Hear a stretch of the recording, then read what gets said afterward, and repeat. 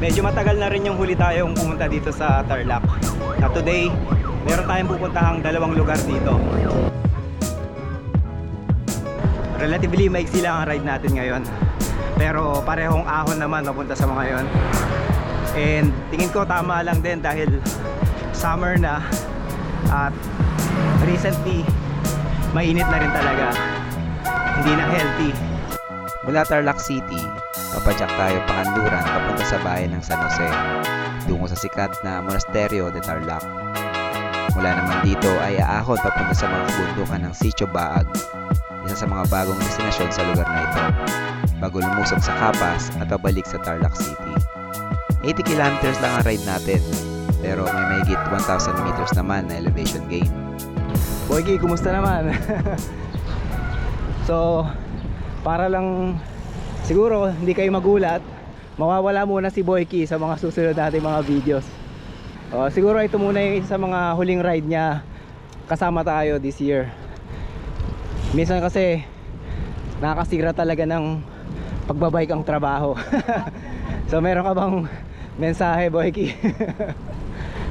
Ano ba? Bahay ko dyan.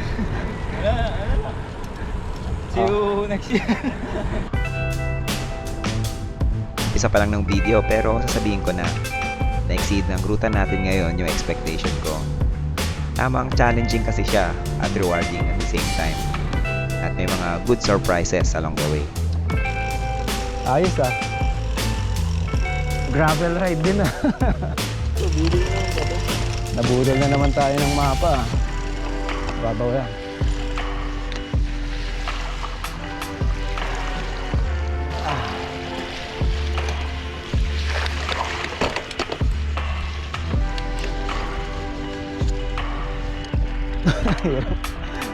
Ang hirap magpedala.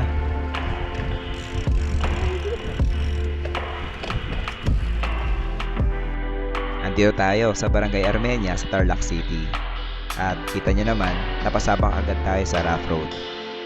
Actually, hindi namin to in-expect sa ride natin ngayon. Kaya medyo nagulat kami nung nakita namin to.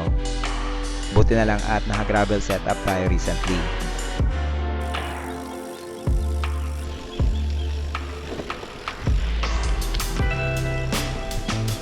Nasurpresa man kami sa gravel section na to.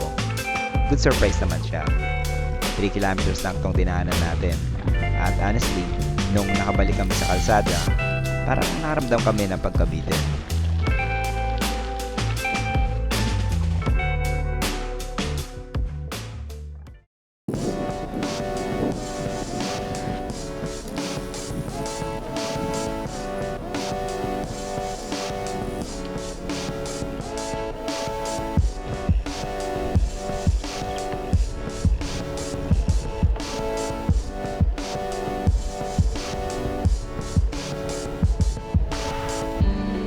Kilala talaga ang probinsya ng Tarlac na isang mainit na lugar.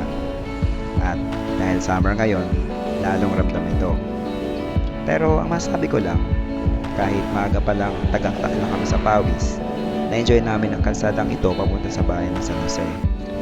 Bilang isang siklista, ma-appreciate mo ang mga ganitong kalsada. Ganda ng kalsada. Ang kinis. Tapos ang konti lang ng sasakyan. Ito yung mga kalsadang may enjoy mo yung pagbabike eh.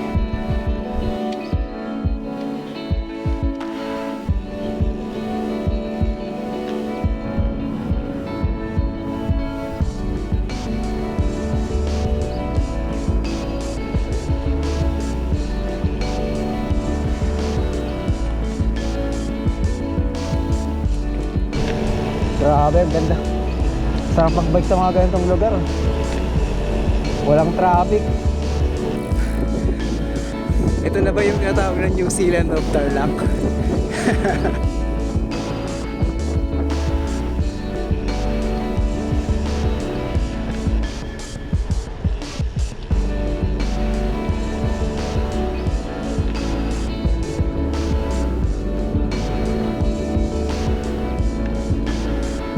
Wala ka ring tools na dala ha? Mahirap yung mga ganyang kasama. Masyadong asa. Walang kadala-dala oh. Tubig lang talaga.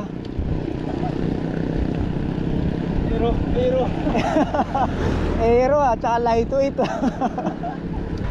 Ganda ng kalsada dito.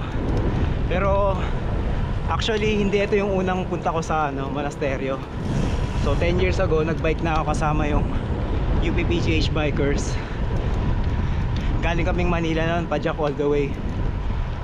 And naalala ko dito sa part na to, maganda siya pero hindi ko masyadong na-appreciate nung time na yon kasi hapon na nun, pagod na, tsaka halos padilim na. Yung kakaunting sunlight na meron sa sky nung time na yon, yun na lang yung liwanag na meron kami nung umabot kami sa Monasterio de Tarlac.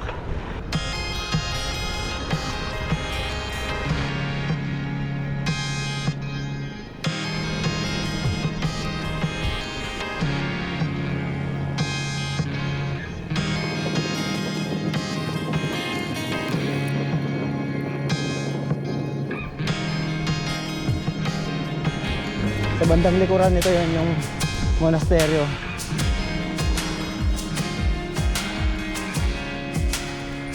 Habang mapalapit na tayo sa monasteryo, nag-umpisa nang maging rolling ang daan. Dahil lang din gumaganda ang tanawin sa kalsada. Papunta na kasi tayo sa mga kabundukan ng Tarlac. Honestly, dati ang impression ko talaga sa Tarlac ay isa itong malawak na kapatagan at mostly nasasakop ng mga palayan. Kung bumabiyahe kasi kami dati papuntang norte, hindi nadaraanan ng highway ang parteng ito ng probinsya. Nagbago lang yung impression na yon nung makapadyak na ako sa area na to. At mukhang madami-dami pang mga natatawang ganda ang probinsyang ito na ating i-discover.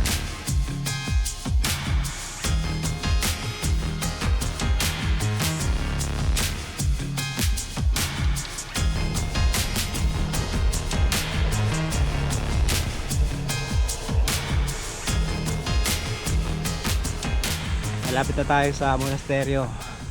Mga less than 3 kilometers na lang. Problema, ahon yun. At alas 10 pa lang pero ang init na. Grabe talaga pag summer. Ito na nga, ito na yun. Umpisa na ng ahon to. Less than 3 kilometers lang ang ahon dito sa Monasterio de Tarlac. Maiksi lang kung iisipin mo. Pero matindi din ang steepest section nito. 1 kilometer na halos 10% average gradient. Kung abutin ka pa ng tanghali dito, halos walang shade kang masisilungan. Grabe. Lapit na. Ito. Alam ko yun ang pinakamahirap na part. Kaya yan, diretso mo na.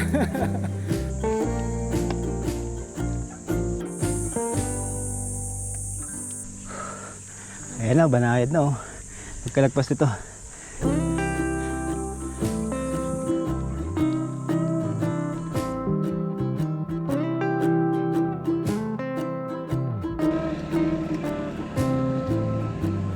Ayan, dito na tayo sa monasteryo.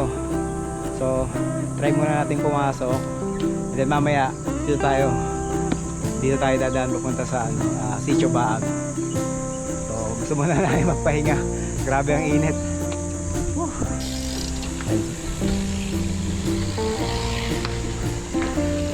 Morning.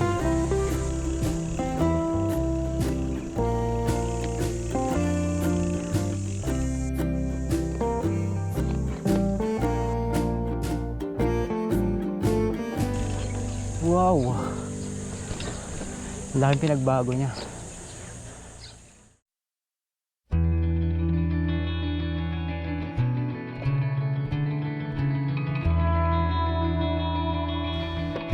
Matatagpuan sa Barangay Lubigan sa bayan ng San Jose, ang Monasterio de Tarlac ay isa sa mga hinahangaang pilgrimage site sa Central Luzon. Ayon sa nabasa ko, nasa pangangalaga din ito ang isang relic ng Holy Cross ni Jesus. Dahil sa ganda ng lokasyon ng monasteryo na ito, dinarayo ito ng maraming mga turista, kasama ng mga siklistang kagaya natin. Siguro, ang pinaka-iconic na landmark dito ay ang 30 talampakang imahe ni Jesus sa talisdis ng Mount Resurrection na may tanawin ng malawak na kalupaan ng San Jose at karating na bayan nito. Kumain at nagpahinga muna kami dito sa Monasterio de Tarlac. Lalong umiinit na kasi at maalinsangan na sa mga oras na ito.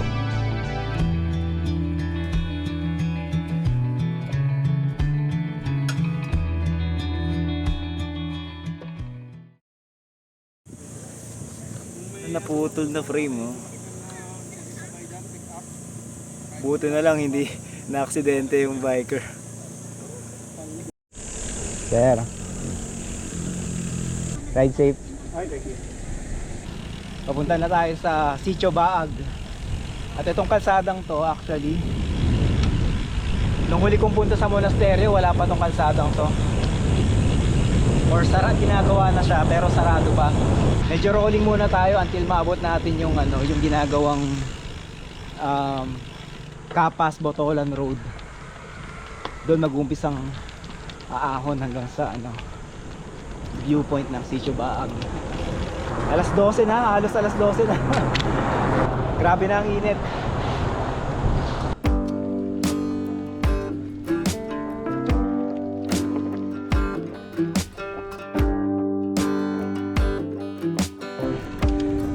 Kainitan ng summer. 10 kilometers lang ang Sitio Baag view deck mula dito sa monasteryo. Pero around 250 meters ang iangat nating elevation. Pinabagtas natin ngayon ang Jose Yap Senior Road bago maabot ang Kapas Botolan Road kung saan tayo kakanan. Kung magbabike ka rito, ma-advise kong magbaon ng sapat na inumin at pagkain dahil bibihira na ang tindahan sa puntong ito. Isa rin sa rason kung bakit counterclockwise loop ang ruta natin para mapag-refill muna kami sa monasteryo. Mukhang mas mahirap kasi ang opposite direction dahil mas mahaba ang tuloy-tuloy na ahon papuntang view deck. Mamaya pagpauwi tayo dito tayo kaliwa. Diretso na. Ito na yung daan na supposedly papuntang Zambales pero hindi pa gawa. Tapos hindi ko alam kung kita pero isa sa mga peaks na yan siguro yung viewpoint ng Sitio Baag. So parang malapit na kami pero medyo intimidating kasi ahon yun.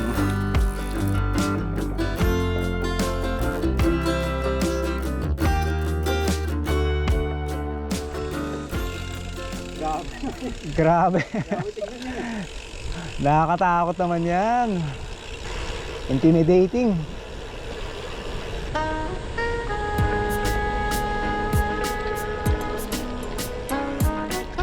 Mararating din yan.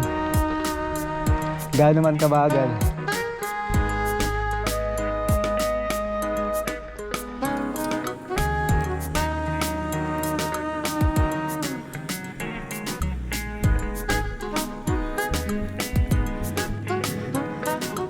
Tindi rin ang mga ahon dito. Pumapalo ng double digit gradients. Isama pa yung init. Mabuti na lang at hindi ganun kahaba ang ruta natin ngayon. Malaking factor din na maganda ang view na nakikita mo sa magkabilang gilid. Hindi pa kami maabot sa view deck pero busog na ang mga mata namin.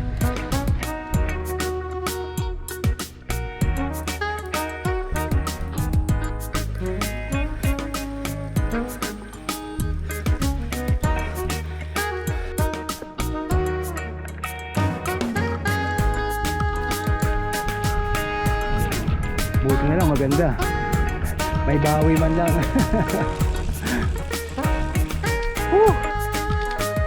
Ang hirap. Bumawi lang sa view.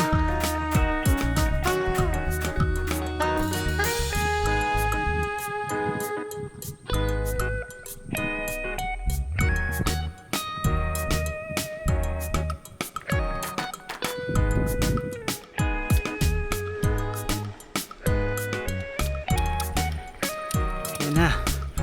Lapit na.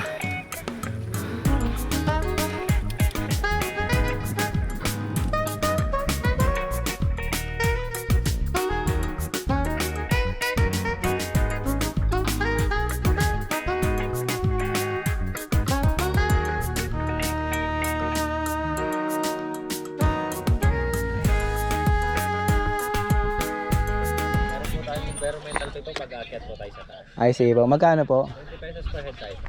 20 pesos. Ito na siya.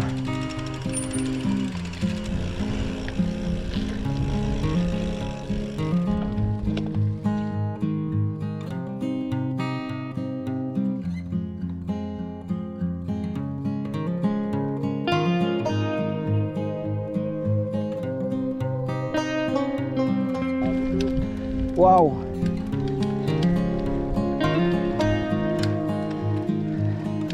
Maigsi lang siya eh. Pero matarik talaga yan.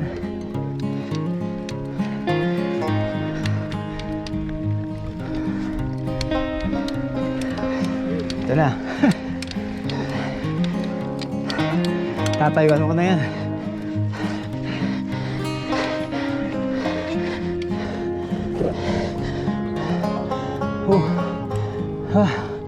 Kala ko tutumba ako dun ah.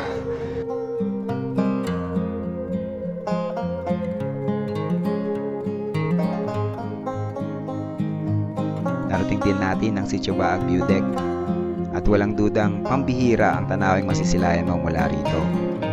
Nasa mahigit 500 meters above sea level tayo ngayon. Sa silangan, kitang-kita mo ang malawak na kapatagan ng probinsya. Sa kanluran naman, ang hilera ng mga kamundukang humahati sa Tarlac, Pampanga at Zambales. Kahit papano ay nakapawi din ng pagod.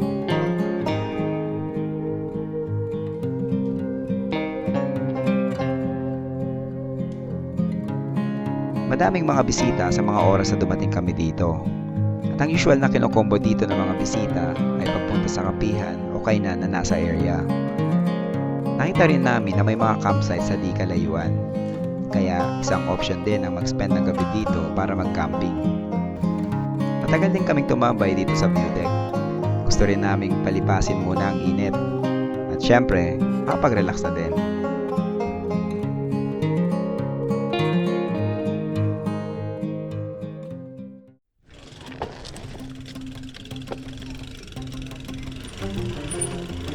Dahan-dahan.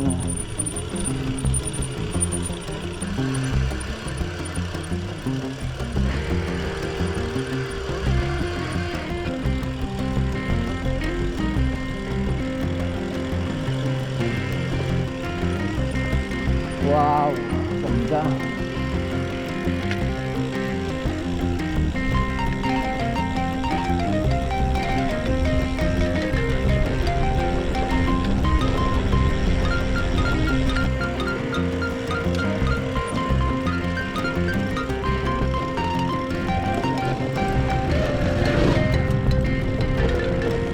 Lusong na tayo.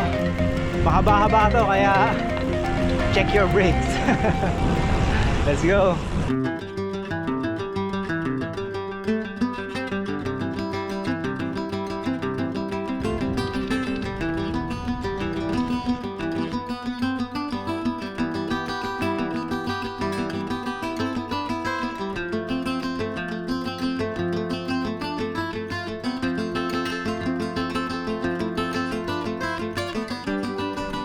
So bali dito sa pabalik natin, hindi na tayo dadaan sa Monasterio de Tarlac.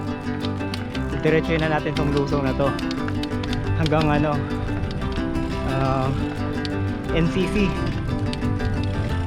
Tapos matatagos natin yung MacArthur Highway and then pabalik ng Tarlac City.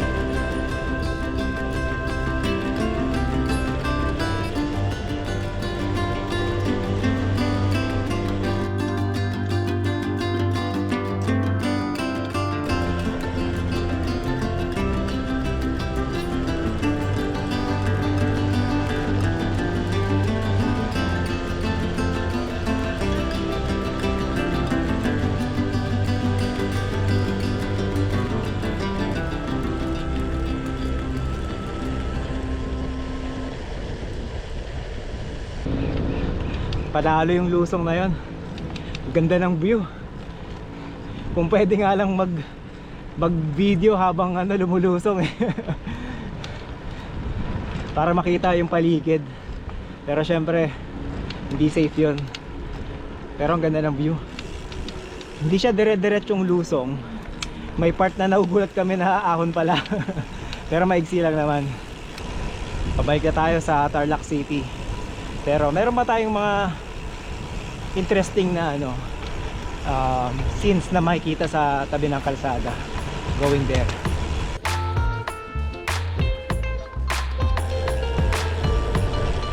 Wow.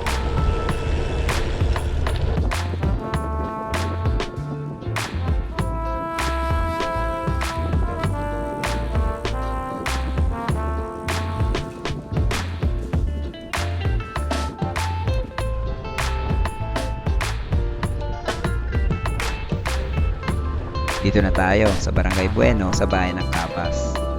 From this point hanggang sa Tarlac City, chill na lang ang ruta. Gradual na lusong at patag na lang ang matitira. Medyo bumaba na rin ang araw at hindi na mainit sa mga oras na ito. Kaya ang sarap ng padyak namin dito. Medyo underrated din talaga ang part na to ng Tarlac. Ang ganda ng lugar na to. At malamang, playground ito ng mga lokal na siklista.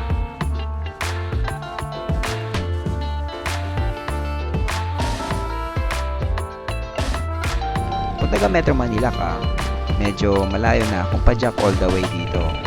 Siguro, mas mainam kung overnight na. O di kaya naman ay tulad ng ginawa namin na sa Tarlac City na nagsimula. Mas chill at may enjoy mo ang ride.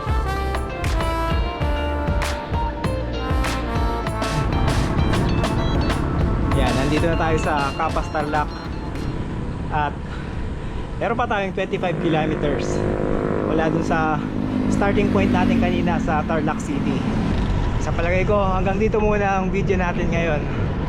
So, Boyki, mabuhay ka. Good luck sa bagong chapter ng buhay mo.